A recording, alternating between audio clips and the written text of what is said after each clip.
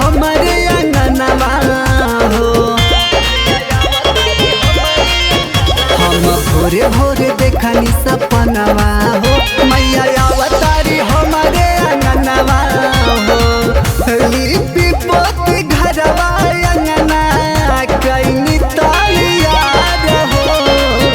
लिपि पोती घरवा अंगना कैनी तैयार हो। ले ले अइहा मालिन लाले लाले अढ़ौल हार हो। ले ले अइहा मालिन लाले लाले लाले अढ़ौल हार हो।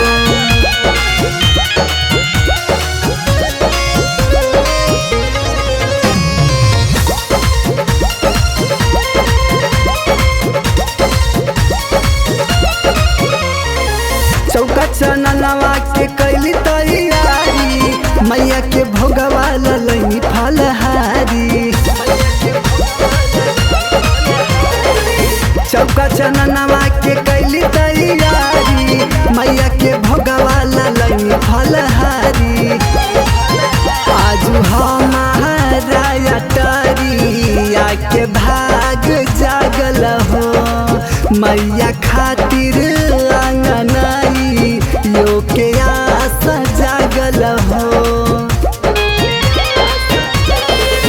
बरसों के सपना आजू भइली साकार हो।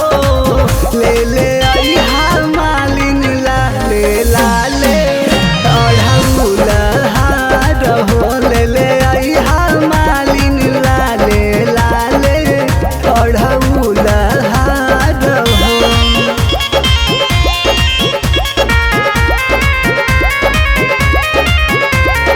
गैया के घिउआ से दिया नजरैली, आम के पतैया से कलशा सजैली। गैया के घिउआ से दिया नजरैली, आम के पतैया से कलशा सजैली।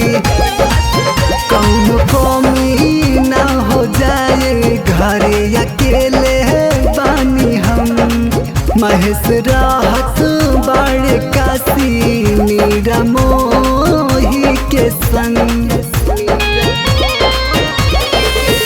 त्रिभुवन के साथे हम कईनी बाजार हो।